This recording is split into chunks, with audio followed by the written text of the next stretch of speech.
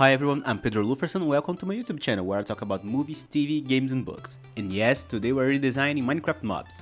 And since Minecraft has so many mobs, this is going to be a series of about 4 or 5 videos, so you better subscribe now so you won't miss out on the next ones. The idea is to draw Minecraft mobs in a not square cubic way, just to see how they would look like if they were more detailed and organic but still not full realistic. The Minecraft style is pretty characteristic, and in its simplicity it can leave a lot of room to interpretation of how some mobs would look like if they weren't limited by the square and straight shapes and big pixels. But before we start, I should say that I'm not redesigning the mobs that are basically just people, like the villager, the pillager and the witch, because, well, they are just people with different clothes or skin color. And I'm also not drawing the regular animals because they're, well, just animals.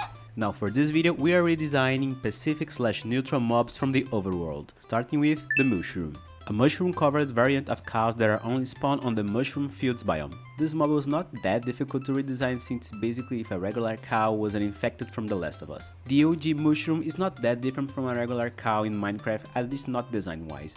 Aside from the 3 mushrooms growing on its back, they just switch the colors to match with the mushrooms. The brown turns red, the grey turns white, and its eyes get completely black, which just contributes to the infected and zombified look. With my mushroom, I try to incorporate much more fungus-related elements aside from just the red mushroom with white spots. I made mine much bigger, numerous, and spread across its body. The idea was to give the fungi much more presence and attention, since they are what makes this mob so special in the first place. And just like at The Last of Us Infected, make them look almost like they are taking over the cow from the inside. I put a lot of shelf fungi to take more horizontal space, and I also added some round and bulbous, not specific mushroom clusters here and there to give it some shapes, variety, and to fill empty gaps.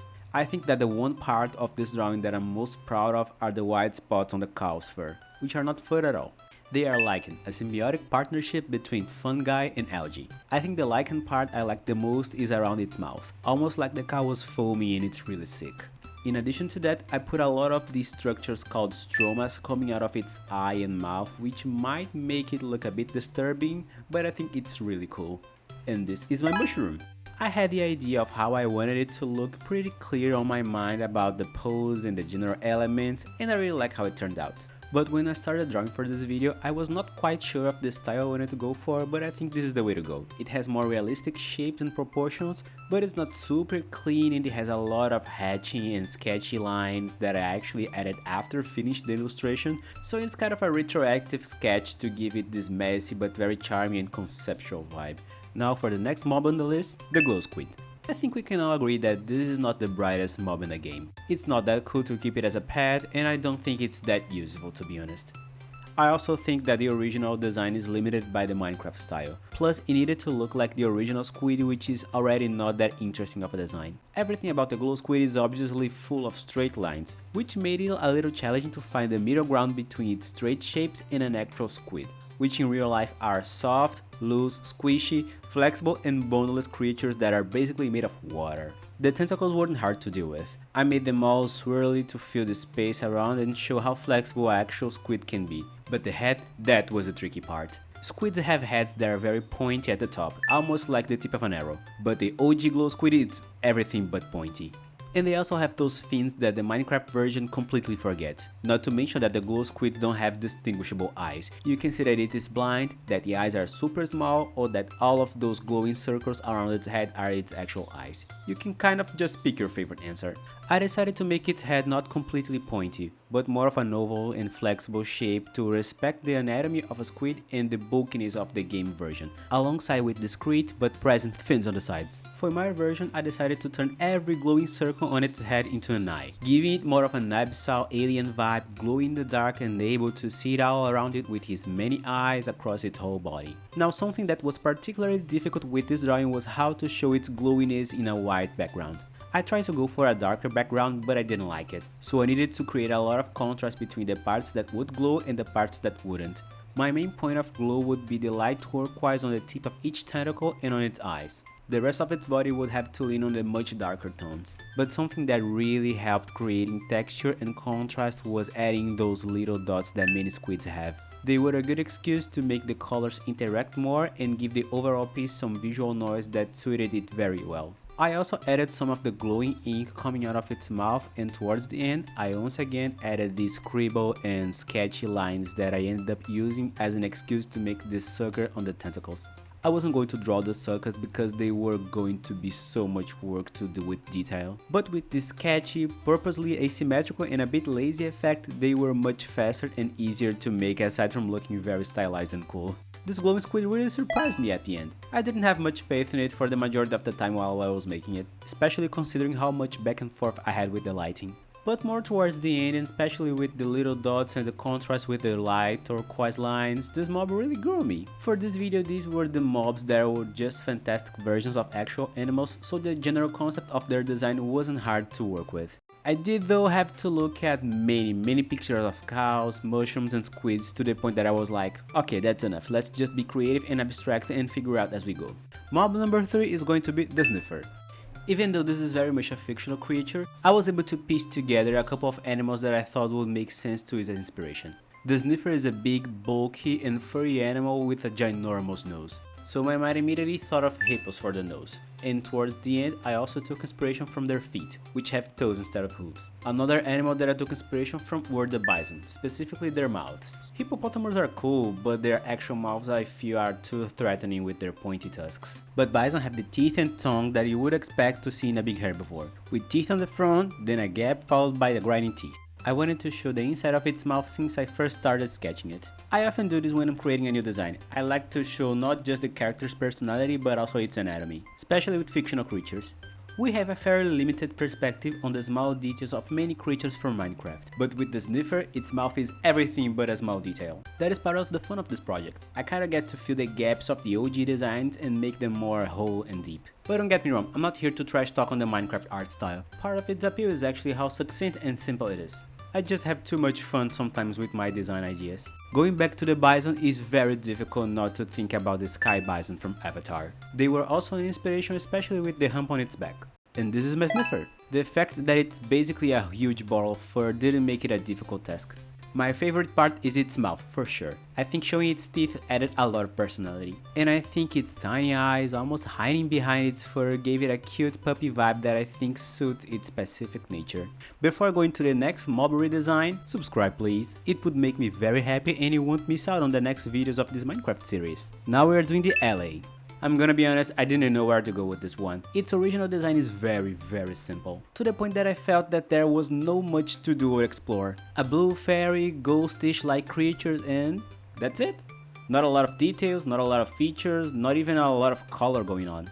This one I would say was the most challenging because it didn't have a lot to work with. I did some research to know the lore behind as many mobs as it's available, but there's not a lot of it. The Minecraft YouTube channel has a series of videos explaining the inspirations and concepts that base some of the mobs, but they never go too far on explaining them. They want to keep it vague so players can feel more free and the world can feel more mysterious. And I get it, really, but there's nothing about the LA, at least nothing that I was able to find. No backstory, no inspirations, no origin, nothing. I even questioned it at some point if I should do it at all, but here we are. I tried to create something with the little I had. For the little dress they are wearing, in my head it's not an actual dress. They are more like layers of skin that they would shed as they grow, just like snakes. And well, that's it. Not much of a base, so not much to do without stretching too far from the original concept. One thing that I did like about this one in specific is that I kinda had an excuse to draw multiple LAs since they are always in group, so I can show them from different angles, and therefore show more of the design even though it's very simple. And now, from my least favorite illustration to probably my favorite one in this video,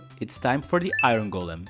This was probably the mob I was the most excited to redesign. Basically from the moment I had the idea for this video, I had a feeling about the Iron Golem. But I think redesigning it could be a bit tricky. The OG design is, as you would expect, square. But for this mob, the square look kind of makes sense. If you think about it, the Iron Golem is almost a primitive kind of automaton or robot. It is literally made of iron, so the association with mechanical movements and straight shapes is pretty automatic. But I decided to go the other direction. Instead of going for something mechanical looking, I tried to be as organic as a creature made of iron can be. If you think about the role of the Iron Golem, it is a protector, and its tall and large proportions show it. So I went with very big and rustic boulders to create its body instead of clean cut blocks of iron. It is still made of iron, but it's rough and unrefined. It doesn't exist to be pretty, clean or symmetrical. Its job is to be a wall of pure roughness. It is the first and most primal defense the villagers have. That's why it's so tough looking. It is basically made of raw metal ores, almost like it just came out of the side of a mountain and just started walking. It has very broad shoulders and super long and heavy arms that almost drag on the ground. It is very strong and tough, but it also spent all its time outdoors, surrounded by nature like the plants growing on it or the flowers that it loves to pick and give to the people he likes. It has a very contemplative and soft heart. Speaking of the plant growing on it, I made a very intentional choice of what plant I was going to choose. You see, to create an iron golem, the player must place a carved pumpkin on top of some iron blocks. So that's when I had the idea. Let's make the plants growing on it pumpkin plants. It would make sense considering how this golem is made. It's the kind of plant with vines that can wrap around anything and hold itself. And the pumpkin flowers are yellow, just like the little yellow dots on the vines of the OG design. It was just too good of an idea to not do.